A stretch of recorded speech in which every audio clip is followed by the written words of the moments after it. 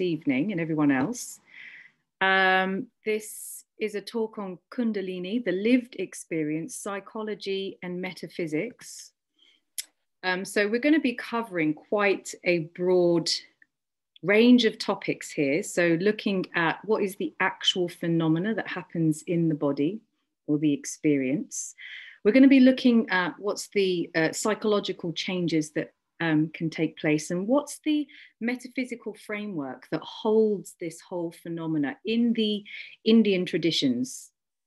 So I'm going to speak from that perspective.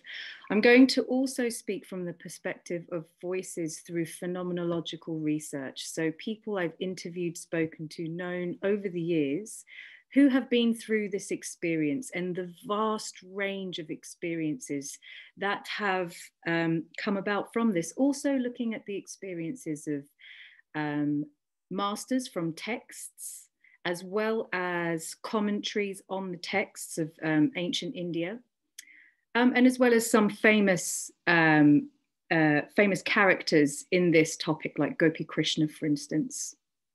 So I'm going to start just by describing to you what is the main, a summary of what Kundalini is and what is its purpose. So within the Indian traditions, its purpose is to move the individual towards psychic wholeness and with one's body, the rest of the universe. So it's like a kind of merging with the physical and with the metaphysical. It's a process that Kundalini makes the human transform or dissolve into consciousness. And we're going to talk about that in a lot more detail tonight. So first, I just want to have a look at Kundalini in other cultures. So this is a phenomenon, although in the Indian continent, they've really gone into it to quite some depth. This phenomena has occurred and for thousands of years in different cultures. So one of the most interesting, I have found in the Kung people, otherwise known as the San people of the Kalahari Desert. They have, through their practices, through their tribal dance, they heat up and numb. So numb, I can't do the clicking sound, but that's the nature of the accent. When they dance, they heat up numb. Numb is Kundalini. And through doing this, they enter into this Kiya state. That's what it's called. Kiya is a state of consciousness. It's a transcendental state of consciousness. The descriptions that the Kalahari, some people describe, are a heat in the pit of the belly, and it warms up and it rises from the base of the spine and it moves to the skull. So when it reaches the skull, this Kiya state arises. And so they describe, the people of this tribe describe the ability to see into other worlds, to see illness or ailments around people and cure those ailments. Sometimes even X-ray vision. So this phenomena runs through the family. It's hereditary. People who have a more vivid imagination are more likely to experience this state. What's interesting within this culture is that you're not supposed to stay in this state for too long. So the idea is to enter into this state, heal your community, come out of the state and live your life like a normal individual within the community. This is the idea, and this is the tradition within this context. So yes, they would consider it a mistake to stay in this state for too long. In ancient Egypt, pre-Islamic Egypt or Kemet, there was a similar practice to yoga known as Arat Sekem. So this was very much based around breathing practices, pranayama type practices, and some postures as well. Eliade is a famous historian on religions. He describes that many cultures talk about a central column in the being. And from this central column sprang the consciousness of the individual and an expansion of the consciousness. So this is a common theme. I can give countless examples throughout the ages, but I don't want to focus on that. I just want to bring into your vision the fact that these this phenomenon has been around for as long as humans have. And cultures have developed their religions, their spiritual practices around this phenomena. I'm particularly going to talk about Kundalini in the Indian context because it's a culture which has embraced this and explored this. In the West, we have a very scientific value around knowledge. Whereas in the Indian continent, it was about understanding the nature of reality through direct experience, understanding the nature of the universe, what was the warp and what was the weft, so the Vedas would describe, in the whole fabric of our universe, through insight, through direct insight. And that was the most important thing, not through scientific discovery, but through the mind. So let's have a look at, first, let's talk about the spontaneous expressions of Kundalini. Okay, and how do these manifest in the body, in the mind? This, when I say spontaneous expression, this is something which arises without intention from the individual. It can be provoked by strong feelings of devotion, maybe, or yoga practices or pranayama practices, or indeed intense emotional experiences. But the phenomena that is quite common can be feelings of rapture, bliss, absolute bliss to the point where it feels as though your heart is being lifted up. Hand gestures start to happen spontaneously, mudras, kind of speaking in tongues or mantra starts to happen. Movement of the limbs. The interesting thing with the mudras is that these spontaneous body movements often are accompanied with an attitude. So a kind of a bhavana, I would call it in Indian traditions, but an attitude that almost feels like a possession of another entity.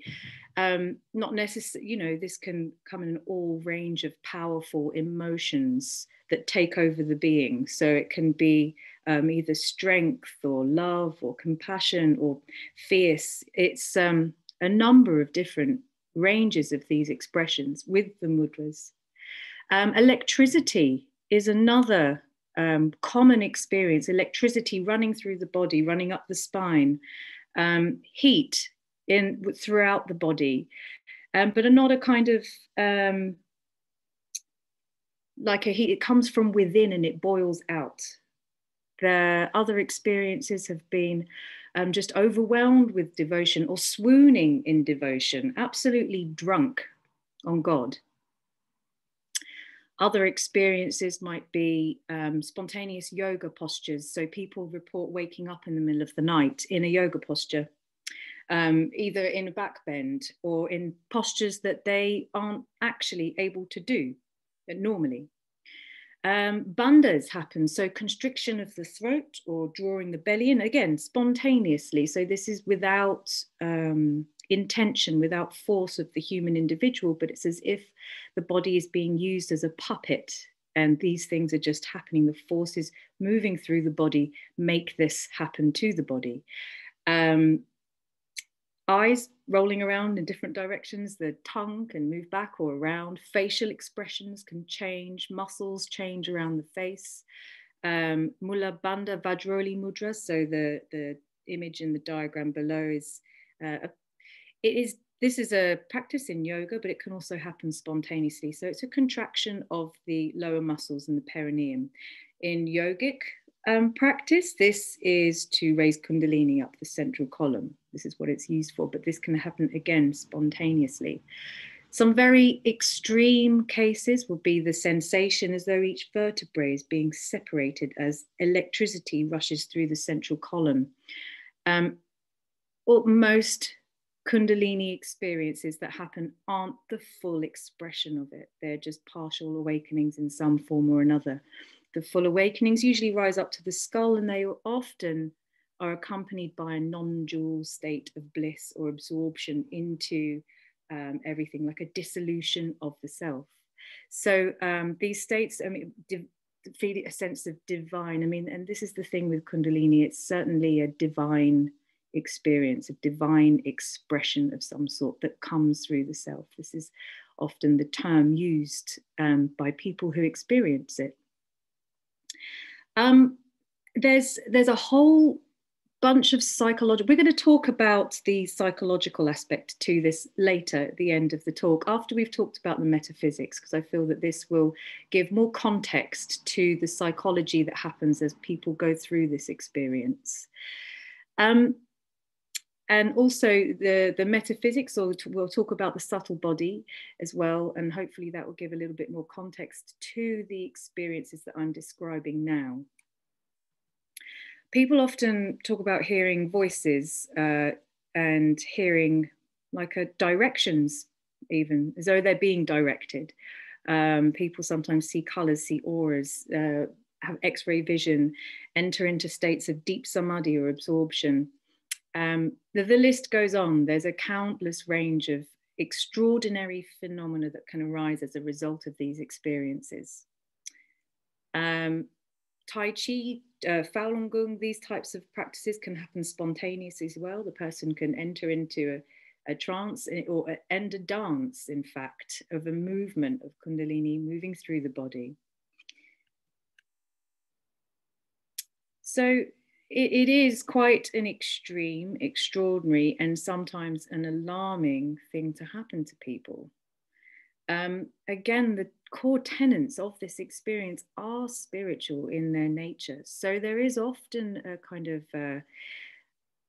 Dharma plays a big part in the unfolding of this experience and the healthy unfolding of this experiencing, finding a way so that this phenomena can move through its natural course without hindrance and without being oppressed in any way. We'll talk about that in more detail as well.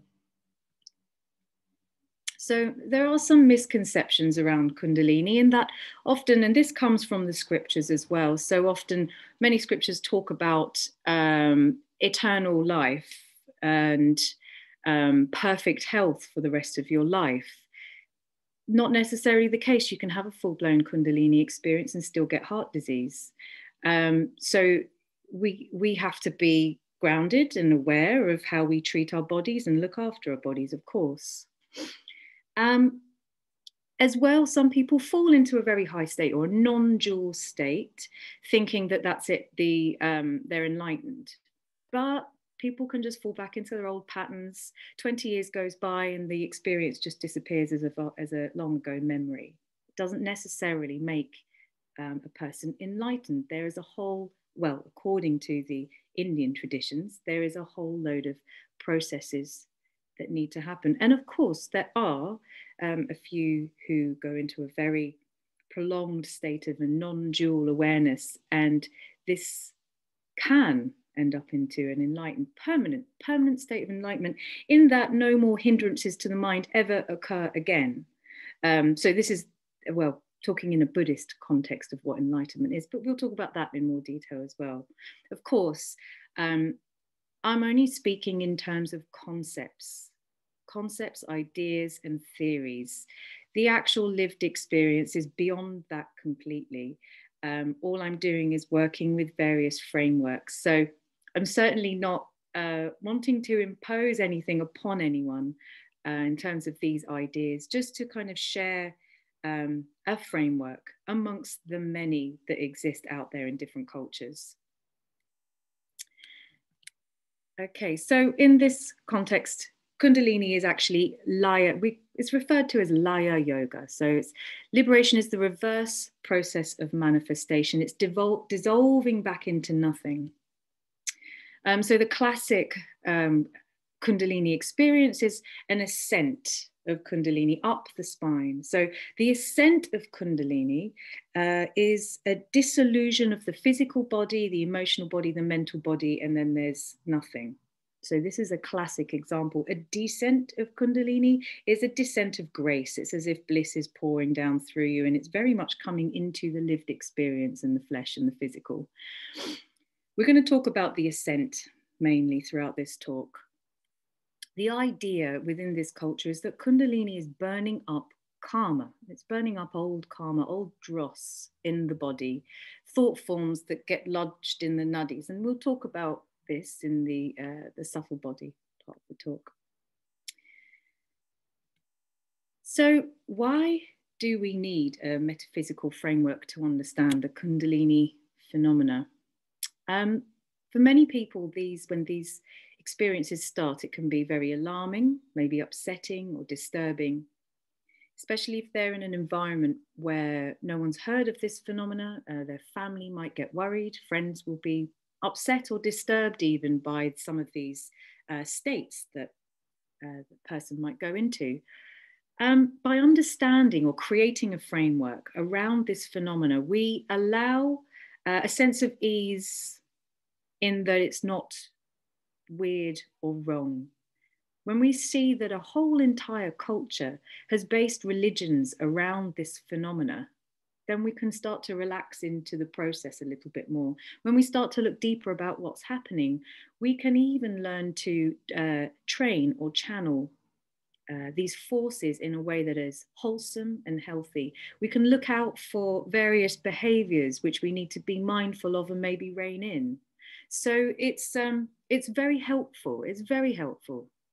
Carl Jung, a famous psychologist from the 60s, really brought this phenomena into Western psychiatry. Before that, it was very Freudian, and this concept didn't really exist as a phenomena, as an experience to the human being.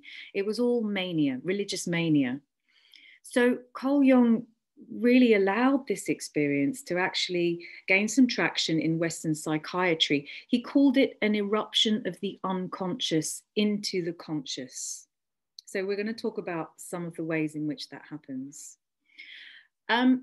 Usually the experience diminishes over time, and this is often when a new understanding or a comprehension of the real nature of reality starts to set into the individual. Then Kundalini starts to calm down. The whole process of Kundalini is to give insight, to show the individual insight into the nature of reality. And once that person has embodied that, she no longer needs to do her work. So in this talk, I'm going to pull together some common ideas that have developed over 2,000 years in India. And that's a very broad framework to work with. But there are threads that have moved through this culture and have stayed. So these are the ones I'm going to talk about, the very prominent ideas, theories, practices that have spread throughout the Vedas, throughout Samkhya philosophy, throughout yoga, throughout Tantra, throughout Buddhism. And we'll look at some of those common threads to talk about Kundalini. So just a quick look at Kundalini and its scriptural development. So this would just be as an outline to the context of what I'm going to talk about. So we've got the early Vedas. This is 1500 to 1000 BCE. So here we've got, so the Rig Veda talks about the wandering Muni, drunk on God, and there was a reverence to this state of bliss. There was a reverence to this embodiment of intoxication of bliss, not intoxication. They talk about intoxication of soma, but this isn't an alcoholic beverage or a mind numbing state. It's an awakened state. And the whole culture stems from this reverence for this state. And everything pretty much evolved from this reverence of this state. We move to the Upanishads. And this is when people start to leave the Vedic fire and they will go into the forest, the Aranyakas as well. They start to explore yogic practices. How can we meditate? How do we raise? There's no Kundalini at this point, but the phenomena is there. We go into the first century, we find the texts from the Buddha start to emerge. Satipatthana Sutta, these are all texts on jhanic states, very deep samadhi states and insight practices. And then we've got the Mahabharata. So this is they're bringing people back out of the forest, back into society to walk their path in society, contribute to society. The Mahabharata, the Bhagavad Gita, that's all about your dharma, your duty to your people, to your planet, to your society. And it's only until the 6th century that we start to see Kundalini emerge in Hivadra Tantra, the early tantras, the The first time we really see her as a snake coiled in the base of the spine is during the Tantric period. The subtle body starts to develop around this time. We've got the later, as we move through to the end of that, we've got the 11th century, and that's when Hatha Yoga practices, more forceful practices, maybe the more sort of patriarchal yogic type practices start to develop in terms of forcing Kundalini, beating it with a stick into the central column. And then, of course, as we get later, these are more Hatha texts all the way until the 19th century. So that's just a very, very brief outline of text. Of course, there's so many more. This is by James Mallinson and Mark Singleton in the book, The Roots of Yoga. It's an excellent book describing in much more detail these texts. So I want to talk about Kundalini and metaphysics, and this is Sankhya philosophy. So Sankhya philosophy is very, very important in Indian culture and Indian religions and Indian practices, because this thread runs through most philosophies. Tantra, the Vedas, Buddhism has a different metaphysics, but they merge again when we get to Vajrayana Buddhism, Tibetan Buddhism, where Tantra and Buddhism merge together. But this philosophy is quite important. I'm going to use this philosophy as our framework to describe Kundalini. So the two concepts, this is a dual philosophy, which means we have consciousness and we have matter as two separate things. We have pure consciousness is Shiva or Purusha, all pervading, luminous, awareness, absolute, just awareness, presence, consciousness itself. Prakriti or Shakti in Tantric terms, the manifestation of all materiality. So this is action, everything that is manifest in our universe, all of illusion, all of our hologram, if you like, all of our matrix, all of our everything is Shakti. Everything is Shakti. By the way, the names at the bottom are scholars who go into depth on these topics if you're interested to look those people up. So consciousness is everywhere. So these ideas are very interestingly, in the West, we have started to develop ideas of all-pervading consciousness. For example, Roger Penrose and Stuart Hameroff discuss the ideas in quantum physics, and these are mainstream quantum physicists as well that research into black holes. They describe how consciousness is the driving force behind all physical manifestation of life. We also have Eugene Wigner, quantum consciousness, talks about quantum consciousness as all of manifestation being a wave or a particle. As soon as we observe a wave, it collapses into a particle. So again, consciousness being a driving force towards the manifestation of all of physical matter and subtle matter. So with this, I want to move into cosmogeny, okay? So that's the metaphysics. What is the stuff we can't see, and what is it that binds everything together? And in this, some of the words we're going to look at in more detail are the tattvas, prana, shakti, kundalini, and the order of creation. Another scientist that I think is interesting to look into is David Bohm and Paul Dirac in quantum fields theory, saying that everything is electromagnetic waves interacting with each other in an undivided wholeness. Bohm said that the brain had very deep levels of hard wiring that mirror fundamental frameworks in our universe. And this idea is very much Sankhya philosophy, and we're going to talk about that. So these words, tattvas, prana, shakti, they're synonymous with each other, and they have different meanings as we, in different contexts. To start with, let's have a look at shakti. all manifest universe, all manifest things, from the most gross matter to the most subtle mind. So even emotions and mind are considered matter in this context. So the gunas make up all of creation, everything that's physical and mental. So we have three gunas: sattva, tamas, and rajas. Okay, this is Shakti. Shakti breaks down, prakriti even breaks down into three parts. So they have different characteristics. Sattva is an energy which holds form. It's very light and transparent. It keeps things stable. Rajas is the energy which is fire, action, emotion, movement, interaction, energy, potential energy. It's the thing that makes things happen. It's the reaction, the active force behind everything. Tamas is the force which allows everything to settle, to become solid, to hold its structure and become physical. And these are always interacting with each other. So it's basically all stuff making stuff. So as these gunas react with each other, they are creating different, a differentiated universe.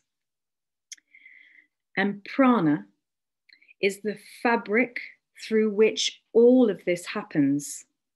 Prana is like the container. Everything happens within prana. Prana is the, how would you say? Prana allows everything to manifest. Without prana, these forces can't move or interact with each other. So consciousness gets caught up in prakriti. That's why we think it's real. We have to separate prakriti from consciousness. This is the whole process. This is yoga. So in this system of yoga, we are separating materiality from consciousness. So traditionally, I mean, yoga, yuj, the root form of yuj is to separate, to join. So in this form, yoga, we are separating ourselves from prakriti and joining with purusha. That's what we're doing. That's what the yoga is happening. So here is the tattvas. Now the tattvas are the fundamental manifest principles. So in Sankhya philosophy, so everything is unfolding. So it's like, imagine ripples meeting each other and more ripples being created, and then those ripples creating more ripples. This is kind of what's happening as the gunas interplay with each other, creating a more complex universe. Within the Samkhya philosophy, we are talking about the instrument of the self, not necessarily the outside universe, although the same principles apply. I'm going to talk briefly about how this unfolds. So Purusha, Prakriti, pure consciousness and Prakriti. The first thing to form, so before the human even existed, is Mahat or Buddhi. This is potential Prakriti just waiting to become manifest. And the first slight ripple of manifestation is Mahat or Buddhi. And it's very sattvic and it's very pure. The only thing that this consciousness is aware of is that it's not Purusha, it's separate, it's aware, but it's pure. It's a perfect reflection of Purusha, like a mirror looking at Purusha. But it has discernment that it isn't Purusha, it's just a reflection of Purusha. This, again, the gunas are merging, mixing, interacting to create ahamkara. This is the ego. So the ego starts to become more solid, identified with itself. It's like, oh, I'm a separate thing. I am an I. This is a that. So this is all of a result of sattva and rajas, and then tamas gets involved and things become more solid, more static, more real. We have the influence of tamas and we create the subtle senses, like sounds are formed, tastes are formed, smells, the subtle senses. And then in the same kind of interactive space, then we have hands, feet, speech, elimination, procreation. The organs of action start to develop, as well as the sense organs. So your ear, nose, skin, tongue. And of course, mind starts to develop. So these are all actually separate components that work together. And of course, the most fundamental, and this is so important in all Indian traditions and religions, are the 5 Mahabhutas, even in Buddhism as well. Space, air, fire, water, earth. The most fundamental, you cannot break it down any further than these fundamental elements. So all of these parts have all been created through the Gunas doing their work, bouncing off each other and creating the self. In Tantra, they've created another 11 tattvas above that. So remember earlier I said this was a dual philosophy. Consciousness is separate from prakriti, from matter. The tantrics take it further. So here we've got the purusha prakriti, but the tantrics are a non-dual philosophy. Everything merges into one and everything dissolves into everything. So this is the different states of consciousness. They take it higher than Kaivalya. Kaivalya is liberation in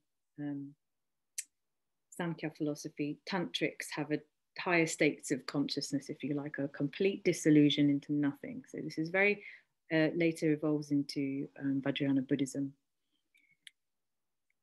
So let's have a look at the psychology of this. We have our separate components now. We've created ears, the nose, mouth, touch, taste. Smells exist.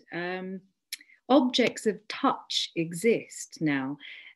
We're going to talk about how do all of these things interact. So this will become very relevant to Kundalini in a moment. So bear with me on all of this stuff. So yes, let's have a look. The gunas are constantly moving. They are constantly flowing through ahankara. So ahankara is the eye maker. They're constantly flowing through buddhi. They're constantly moving through us, as is prana. Remember, the gunas are riding prana. So these gunas move through each of the sense organs, and they interact with everything that we observe, touch, taste, feel, smell. So for example, if I'm looking at a tree, and Sattva guna is predominant in my sight consciousness, in my sight prana. So the interaction of mind is the flow of prana that's happening through my eyes aimed at the tree. So the sattva will see a bright, brilliant, alive tree. If tamas is predominant in my eye consciousness flowing through, I might see the tree decaying or old or dying or rotting or something like that. So these influence our consciousness. So these forces are influencing the nature of things, what we're looking at, what we're touching. This flow or interaction between sound and listening, for instance, the actual sound and the listening triggers the thinking process. This repeated action creates the samskaras. Samskaras are like a pattern of behavior, a thought that we do repeatedly, or it becomes a hardwiring in our, like literally a hardwiring in our brain. Those neurons start to develop a particular pathway.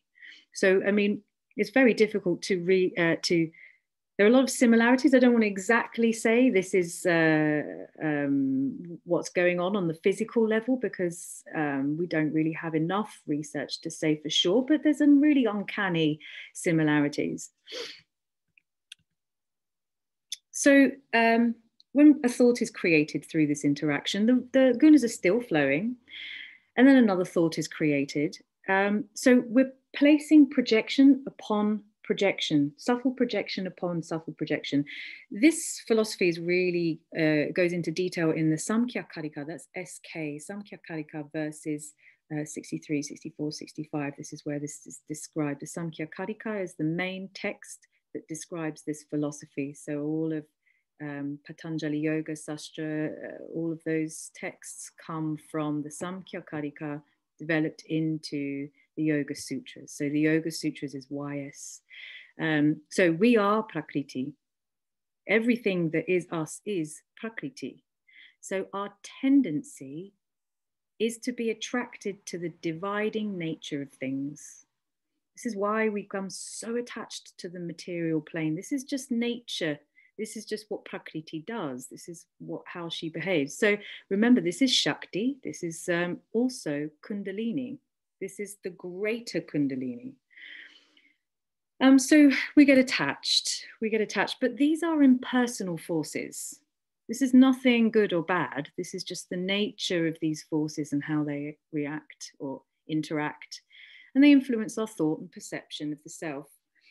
So Kundalini is the entire spectrum of creation. There's Prana Kundalini and there's Shakti Kundalini. So Shakti Kundalini is all of Prakriti, creation and destruction.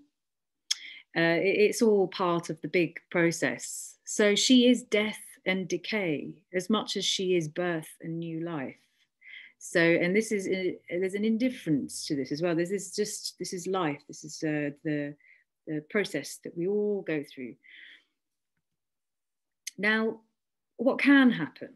This continual interaction of thoughts, layered upon thoughts, causes suffering. It causes a tamasic nature in the mind. The mind gets sticky, the mind gets stuck and negative. And this is what binds a human to a lower plane. So when we talk about a lower plane is a heavy plane where the tamasic qualities starts to create inertia in the mind and the body. It's hard to get up and activate. It's hard to think light thoughts. It's hard to just take it easy and go with the flow because stuff's real. A tamasic mind can't see the separateness of self. It's so bound up in Prakriti that it thinks that this is real. This is the false identification to reality. This creates further bondage and more rebirth. So this is very much a theme that spans throughout Indian traditions. In most philosophies, particularly yogic and Buddhist, it's very similar to Buddhist as well, and Tantric. So the key here, the most important thing is attaining attitudes that are sattvic, living a sattvic lifestyle so that we can get out of this tamasic nature that happens upon us. The gunas are affected by our attitudes, how we see things. So morality in every spiritual practice is the core tenet, the foundation, the first foundation when we walk a spiritual path, or in any of these Buddhist yogic practices for enlightenment. It's creating a sattvic condition for spiritual mind to arise. So selfish behaviors, they become tamasic. So anything that is egoless, anything that is towards a giving nature, that is kind, generous, helpful to others, these are sattvic qualities, and they will lighten the spirit and they will lighten the mind and help people release themselves from this tamasic nature. So here we are, back to this diagram, back to liberation, back to Laya Yoga, and the process of the reverse process of manifestation. So what happens when Kundalini arises is a dissolution of the self from the physical to ahamkara, to mahat, until what's left is buddhi or Buddha. And then when that dissolves, so this is we won't go into the finer details of those higher states, because that's a whole kind of debate in and of itself as to whether or not that disappears completely, or do we have to die in order for that to happen. This is a Buddhist argument as well. So that's very fundamental. That philosophy is very fundamental to all to most traditions in India. Most traditions in India, which provide a path, a dharmic path to walk in order to channel Kundalini up into dissolution of the self, into a higher state of consciousness. That's the framework, and this runs through that the tattvas is what they call. Each part was called a tattva. Is the fundamental framework. Now, as we move later on, we get to the Tantric period. Okay, so we have the goddess And the goddess is a tattva. So the goddess is an energy signature of a tattva. Okay, so we're talking about Shaiva Tantra now. And this picture here is the Sri Vidya. So these goddesses represent a tattva in the universe. Mandalas are usually a cosmic representation of the universe. Each goddess represents an energy signature of a particular tattva. So it is a kind of, how do you say, a map of the universe, from the most subtle principles to the most gross or manifest. The earliest time we see a concept of a primordial coil is a 6th century text called the Sada Trishatikalottara Tantra. This is a 6th century text, so it's just a primordial coil in the heart. That's where they describe it. Later, we get a system starts to evolve, a 6-chakra system, which later develops into the Tripura Sanduri. This is the Sri Vidya. This later turns into the Sri Vidya. So we've got a constantly evolving framework. So there really isn't one fixed tradition. It's constantly evolving. It's constantly changing. It's very complex. It's very diverse. And traditions branch out from other traditions, and it just gets more and more detailed. But the concept is all pretty much the same. So Kundalini as a goddess, this is how it's referred to as. Kundalini is the goddess. So the central goddess usually encompasses all the other goddesses. She is all the other goddesses, and her manifest kind of other forms come from her, just like Prakriti does, how she unfolds herself into more separate principles. So the goddess is a tattva. Let's have a look at the goddess, or the bija and the goddess. So this, as I said, the tattvas exist as a vibrational sound. So the tantrics were very much all about the sound or vibration. And this vibration is distilled into a bija, or a Sanskrit letter. And this Sanskrit letter is also representative of a goddess, but it's a kind of a more raw form of the goddess, is her bija, her Sanskrit letter. And there's different combinations of these bijas in order to create different vibrations. In tantric practice, they would place the bija on the body to install the vibration on the particular parts of the body. This can happen spontaneously as well in Kundalini experiences, where it feels like the person is installing different bija on the body. So these are kind of in a trance state. Now there's an argument between, so Walter Woodruff is a famous philosopher who came from, he lived in Bengal, he was a judge, British, I think he's British, and he worked with Bengali scholars, and he brought a lot of Tantra to the West. This is where the 6th chakra system gained a lot of traction in Sahasrara. So this is why the 7 chakra system is still quite a major thing that we follow in the West quite often. But there's many chakra systems. You see, you can have a 4 chakra system or a 5 chakra system, depending on what you want to do. So the chakras are like a kind of manifestation of the tattvas again in the physical body. And on each chakra is a different bija representing a different vibratory form. So as we move up, we get more subtle bija. Here is the bija on the body and the tattva. So different bija are placed in the different chakras. So within the Vedas, we have the 5 sheaths. So the body, the subtle body. We're going to start to talk about the subtle body now. The Anandamaya Kosha, Vijnayamaya Kosha, Manomaya Kosha, and Pranamaya Kosha, and Annamaya Kosha. So we hear about this in the Taittiriya Upanishads very early on, these 5 sheaths, these 5 different bodies.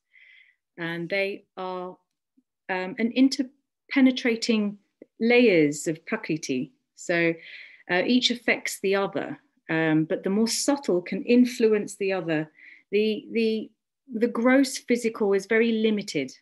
So Kundalini, Shakti or Prana can only move in certain ways in the gross physical level or in the pranic level.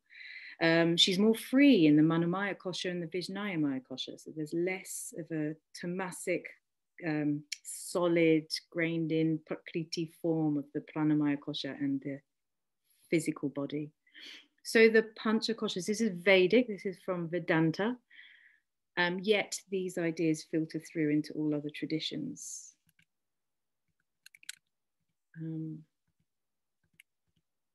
Just quickly go through the anatomy of Kundalini. I can realize I've gone on. So I will skip through too much technicality. So looking at the anatomy, this is in the Annamaya Kosha, we're looking at the most central cord of the spinal column, the canalis centralis. So this cord is made up of grey matter. This is where Kundalini moves in this central column. So we're talking about the physical anatomy. Now this exists in anatomy books. Filum terminale is what it's called. So Kundalini enters the central column. We can refer to this or maybe equate this to Brahma Nadi. Okay. And here exists a bundle of nerves. Actually, physically, this is in textbooks, between the anus and the reproductive organs. There are a bundle of nerves there, and it's covered in membranes. Now, in texts, they call this area Kunda, and this is where all the nadis in the body meet. So this is where the vital energy or Shakti meet. And here's the subtle body and the layers of Sushumna, Vajrayana, Sushumna, Merudanda. So the Merudanda is the actual Sushumna column. This is in the central spine where Kundalini moves through. Sushumna is a layer within that, Vajrayana is a layer within that, Chichirini is a layer within that. Brahmanadi is often referred to as Chichirini. This is in the text, the Shiva Samhita. They talk about this in more detail. And this runs up the spine. So we want Kundalini to enter into Brahmanadi to get the most kind of dissolved state. Here's just a quick look at Ida and Pingala. This is the earlier model. So Walter Woodruff describes Ida and Pingala. These are ganglia on either. This is the physical body now. These are ganglia on either side of the spine, called the sympathetic nervous system. Woodruff describes the left side as Ida and the right side as Pingala. There's bundles of nerves that correspond with the chakras here as well. So in our normal waking state, Kundalini is flowing along these channels. So we are interacting with the outside world. Now, later, we see a little bit more research. So this is Serena Wani-Dougal, is a neuropsychiatrist, a neuroscientist, sorry. She thinks that actually the sympathetic nervous system is Ida, and Pingala is the digestive parasympathetic nervous system. So we've got these two ganglia, but they're not, it's not quite what Sir Walter Woodruff was saying, maybe because we have a more developed understanding of our nervous system now. But it's as if, so this part, the digestive parasympathetic nervous system is reacting always to the fight or flight. So it's our digestive system, our intestines, our kidneys, our liver. The left, so Ida, or the sympathetic, is pumping out noradrenaline when we want to try and survive, when we get stressed, or when we've got to live, or when we've got to pay our bills or whatever. This is noradrenaline pumping through our body. The digestive system is trying to calm that down and balance the system. So this is maybe a closer model, but this is, of course, this is still all work in progress. But we know that an overactive sympathetic system can cause stress, physical burnout, because the parasympathetic system has to work harder. Let's look at this on the yogic body, Pingala and Ida. These are very important channels in the body, the three main channels, and we're going to talk about how this all works. So let's talk about Bindu first. So Bindu is the essence, the core, the primordial sound, or Om, the very beginning of the manifest universe. So from as early as the Vedas, we have a concept called Rasa. And this is known to signify the fluids which enable the interaction of biological functions. So these are the vital fluids of the body, bile, saliva, semen, and sap, and of course the oceans.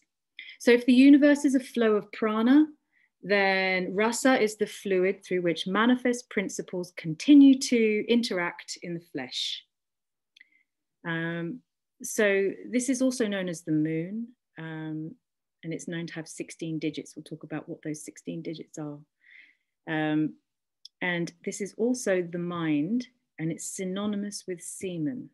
Okay, so depending on how and where it drips, it turns into semen or mind. So as it moves through the body, Pingala moves around, Ida moves, or the Bindu moves around the body via Ida, nourishing the body. So Pingala is solar energy. We absorb it through Manipura chakra. This is the energy which allows us to exist and interact with the physical world. It's often called Rajas or Shakti Kundalini. This is in the Chandogya Upanishads. The Shiva Samhita describes it as a flaming orb of the sun in the belly, in the abdomen. So I want to talk about a text, a very important text, and this is in a lot of Hatha Yoga. This is in a lot of Buddhist as well, concepts. The Amrita Siddha, it's 11th century Hatha text, but this is a Buddhist text as well. So the Vajrayana Tumor, that's from this as well. So if we look at the system, we have Bindu, this rasa, this primal life force moving through Ida, and it nourishes the body. It's constantly nourishing the body. We have solar energy in Rajas, in Manipura. And this moves through Pingala, and that also pervades the body. This solar energy consumes Bindu. This is time and decay and life being used up.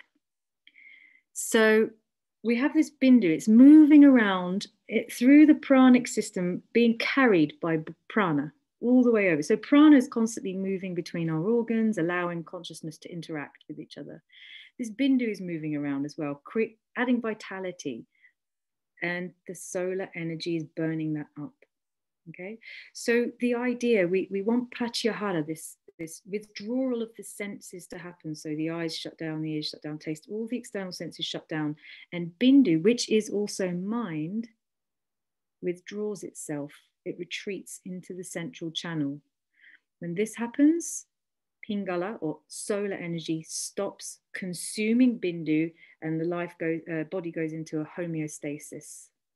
It kind of stops dying or aging or growing. And this is where deep meditation happens. This is where deep, deep, deep samadhi happens in the central column.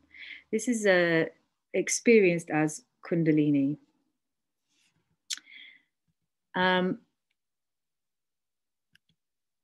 So what can happen when this Kundalini enters the central channel?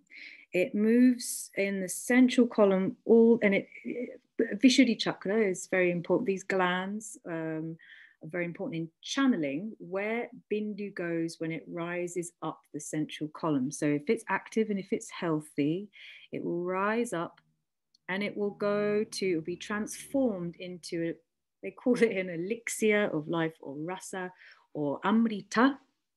And it moves through into the Lana chakra or Tula, where it's stored, and it is said to drip down, and it's like a flood of bliss.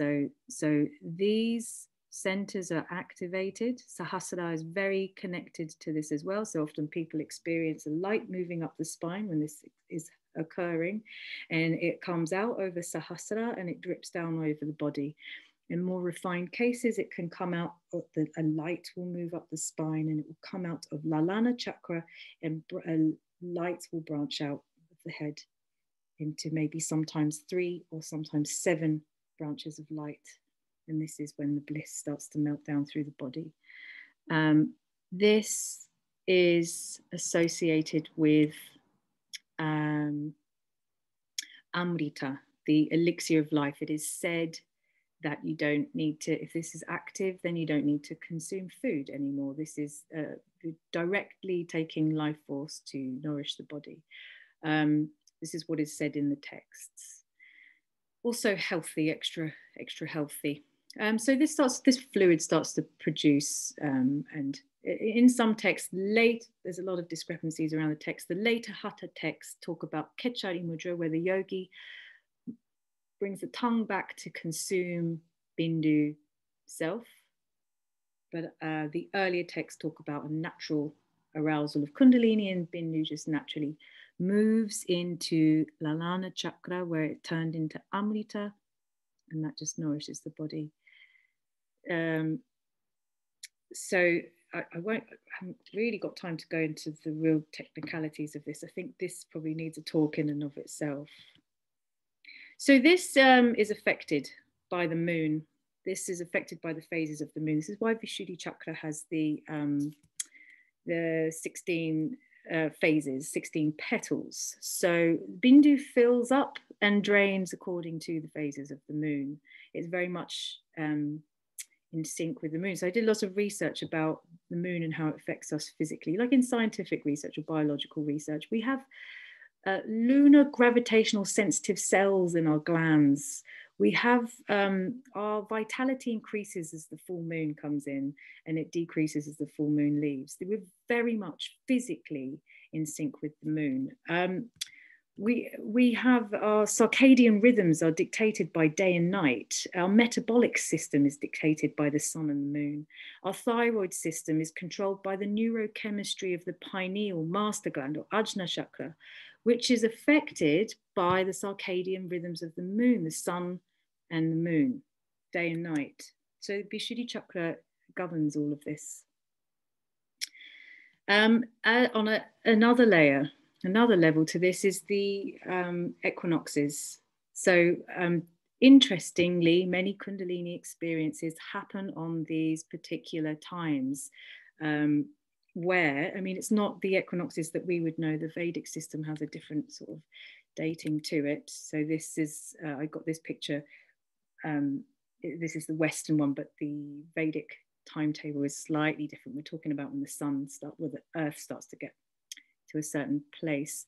So when the sun is high in the sky in the summer, just like our own rajas, just like our own solar energy, it consumes all the life force. So if you're in a hot country, the grass will die, the flowers will wilt, nothing can grow, and it's very hot. The life force is drained from the heat, and then it fills up again, that life force in winter.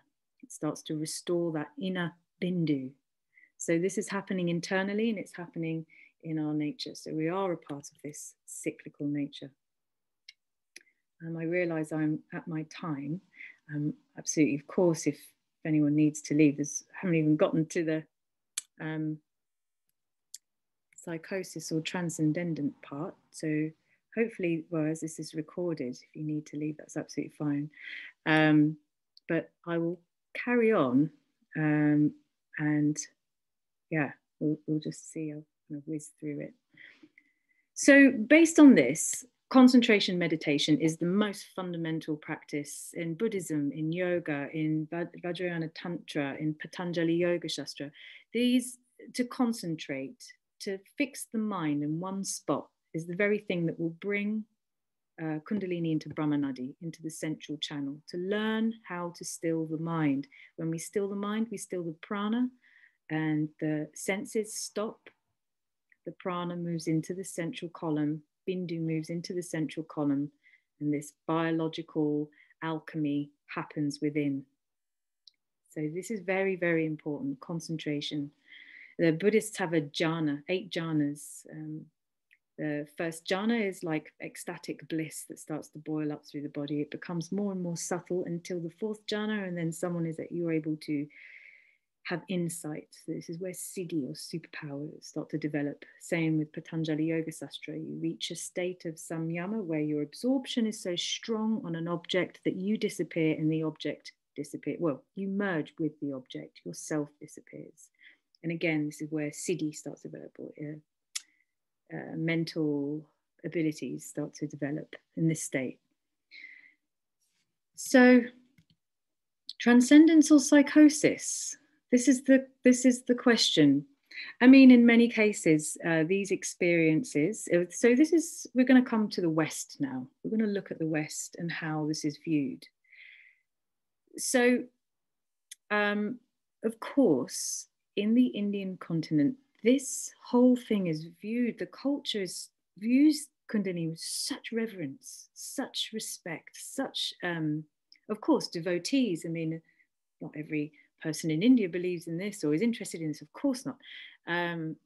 But within the traditions, the most important aspect of this is reverence and respect and devotion. This is very, very much embedded into the culture. And we don't have this so much in ours. So sometimes these experiences can happen and it can be very strange or worrying or scary. Some of the experiences look psychotic or delusional. They look frantic or hectic. What's happening is a deconstruction of the self. Kundalini is forcing this dissolution to happen, whether you like it or not. The personality starts to disintegrate. You don't know who you are anymore. If this happens without choice, it can be scary because you just have to go along with it. Now, of course, there's going to be lots of different arguments around how we should work with this energy. I think from what I have seen in people who have had very, very intense experiences and have been through hell with it, that medication, that oppression of this energy doesn't help in the long run. And I'm talking 20 years later, 40 years later, 50 years after the experience, can have a lasting negative effect. Unless we find a kinder method to treat these patients, then we're looking at maybe some difficult knots to untangle later on. So now its potential, the potential of these experiences, final potential is the capacity of controlled bliss and profound insight. And that's really where we want to channel this, where we want to take this experience. Call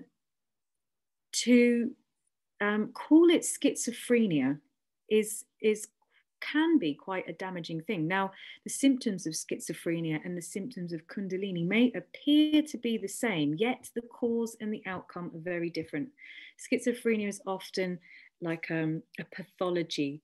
It's a physical wiring of the brain, or it can be an illness. Kundalini is very, very different. There is no damage to the brain that's happened. This is a process, a psychological process where we're learning to integrate a larger part of our mind and the greater universe into our everyday psyche. So they can both, psychosis and Kundalini can present as very chaotic, even when someone's going through this experience. And often inner fears will start to surface, but in a very seemingly real way. In the initial stages, maybe. This isn't for everyone. Every experience is very unique, very different. So these subconscious emotions which come to the surface, they can present in quite a erratic way sometimes, but this is the subconscious coming to the surface to resolve certain issues. And the way that it does it isn't necessarily logical or coherent, but somehow it's evolving and somehow it's purging these emotions.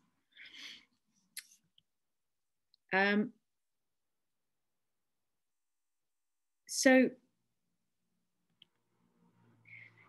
we're looking at a process, and there are practices. Often people talk about when someone's going through a very extreme process, there's no desire to practice, and often this can aggravate the situation. Doing kumbhaka or Kundalini practices, strong yogic practices, strong breathing can irritate it. It's doing its thing naturally. The best way is to surrender into it. Now, I understand that in some cases, it can be extremely difficult. I've had some people I've spoken to who have had 5 years as if they were living in a hell, like their nightmares were happening, and it can be very difficult.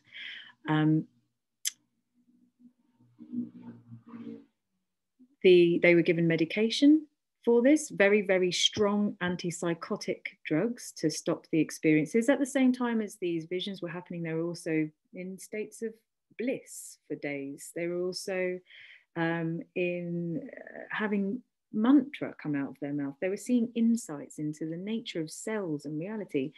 So extraordinary things were happening, as well as the difficulties.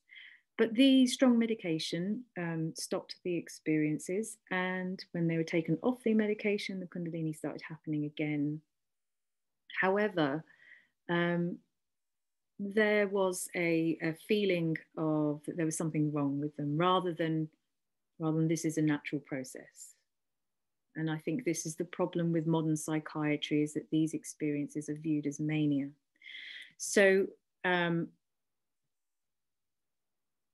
what we want to try and evolve is our idea of the mind, looking at a transpersonal psychology. So rather than treating Kundalini as a psychotic or a schizophrenic process, we need to see it as a evolutionary process. And of course, we have to differentiate what is Kundalini and what is a physical problem where we need to actually seek medical help, or where we need help in that. So there are differences. Now, within modern psychiatry, they will look at the situation of a person. So for instance, if someone's going through Kundalini psychosis, but they're a part of a yoga group and that's their world, psychiatry won't view that as a type of madness. However, if that person goes through that experience on their own, out of any context, spontaneously, and there's no reason for that to happen, modern psychiatry will view that as a psychosis, which is I'm not sure if that's a very solid way to diagnose someone. But these are the frameworks that are used in modern psychiatry. So we need to look at maybe transpersonal psychology in a way to help, in a way to support these processes, and if this is happening to you or anyone you know, then to have a supportive, kind and understanding community around you is very important. Even your Dharma friends, they're the most important friends you will ever have. Go through integral psychotherapy. Integral psychotherapy is a way to incorporate your own emotional difficulties and experiences of hardship. We've all had them in our lives, in a way that embraces and communicates this to a larger spiritual experience as well. Simplify your life, or get rid of things that are complicated in your life, complicated relationships maybe, or get rid of things that are causing too many problems, or situations that caused a lot of stress. These are the things we want to clear out of our life. Gentle yoga and body work to physically get out the knots in the body. As Kundalini is sometimes the spontaneous movements, or the mudras, or kriyas as they're otherwise called, is a process of removing the samskaras from the nadi. The samskaras get lodged in the nadi, and that's what causes the tension. Sometimes it causes shaking, and sometimes the body will just start to spasm on its own. These are kriyas, and they're removing all of those tensions. Body work and gentle yoga can really help. So of course we need to make sure that we're not going through a physical illness. So sometimes the thyroid gland can present as a sort of maybe Kundalini type thing, in that a person has frantic and lots of energy. But this could be a thyroid problem as well. So we have to make sure we're checking out the physical body, making sure that's okay, making sure it's healthy, and we're not mistaking it for something mystical when it's physical. So of course we must remain grounded through this experience and check in on the physical body first. So, and within the path, we've got of course, a moral attitude that's really, really important. That's going to help a lot. Karma yoga, do your duty. Jnana yoga, study these things. That's going to really help create a framework. And metta bhavana, loving kindness meditation. We all have damaged egos. It's okay, like, to admit that, I think. And I think the process of Kundalini is a way of resolving it. But we also need, and we have control over our minds, in that we can meditate or cultivate loving kindness. And this will really help yourself and others around you. Devotion, I mean, go with it. I think this is sometimes the only thing that can happen, the only thing to do, and support anyone who's going through it. The outcome is quite extraordinary. The path of Dharma is very wide. There's a lot of paths which can achieve many different goals. In Buddhism, the idea is to remove mental hindrances, mental suffering permanently. This is a radical freedom from mental suffering following the Buddhist path. The Tantric path is a way to dissolve into every moment without attachment, whether it be good or bad, to live every experience as if it is right now. The Mahayana path is of great compassion for human suffering. So everything you do is for compassion for people, out of service for people. Vedic devotional service for society, like the Mahabharata, do your duty in society. We are in an evolving society and we all play a part towards that. So there's many outcomes. I'm aware I've gone over. I will finish there. Thank you so much for listening. It's quite a lot of information all in one. I'm very aware. I'm going to break each of these topics down into more detail to hopefully run a set of talks or classes around each of these topics. If there are any questions or anything that people would like to share as well with their Kundalini experiences or other people, then I'd love to hear from you if you'd like to share in the chat, or if there are any questions about any of the topics as well, please feel free to chat and unmute yourself as well if you want to, or you can talk in the chat. Hi, Lisa. Ann. Hi, can you, I can't see myself, so I'm not sure what's going on. Oh, can you see me okay? Yes, I can. Hello. Yes. Hi. Yeah, I just like to emphasize the surrender piece. Yeah. Because, and I had a pretty profound Kundalini experience, and I knew nothing about any of this, what you're talking about. In fact, I knew nothing about any of the other traditions, religious or spiritual traditions. Things just started happening. And the more I surrendered to the process, of course, the more intense the process became, but also, and this is what's key, is a knowing. The Kundalini energy is extremely intelligent, very intelligent and very loving. And I realized that the more I surrendered, the more intuition would surface and arise, and it would also inspire me to further practice, which for me was a contemplative practice, very intense, right? But not meditation, because it was very difficult to concentrate as the energy especially rose higher and higher. Very, very difficult to concentrate. But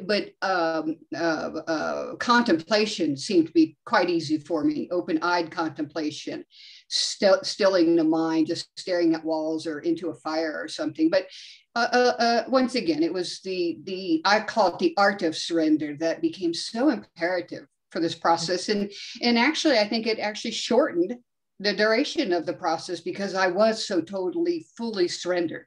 Yeah. That's one. Thank you for that. Thank you. Yes, that's beautiful. That's beautiful and so important to let go to it. It's I believe a means, like you say, to allow the process just to do everything it needs to do without resistance. That's so good. Very intelligent energy. Yeah. Thank you for sharing that. Yeah. You're welcome. Yeah, that's really interesting. That it is an intelligence. It knows what it's doing. It's it's innate in everyone as well. It's like a birthright that everyone has. And if we can let go, I suppose that is what all the practices are trying to teach us. And ultimately be a light unto yourself, because people know their own way or trust their own intuition. All of these ways and paths are out there, but as a guidance, you know, and I suppose the most important thing is to be true to yourself. What is true to you? That's more important than anything, and to follow that rather than a teacher or a guru, or I don't know. I personally, I don't follow a guru path, and I know that friends of mine do, and they're very devoted to their guru, and it's helped them a lot. And I suppose they're very lucky to have found a guru that they can feel that too. Are there any other questions or anything that people would like to share?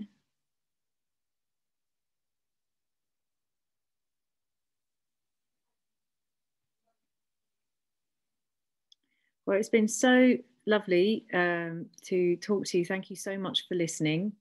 And yeah, I will leave it there. If anyone has any questions, then feel free to email me. I can leave my email. And I'm not sure if Lisa would mind people emailing her if they have any questions about their experiences.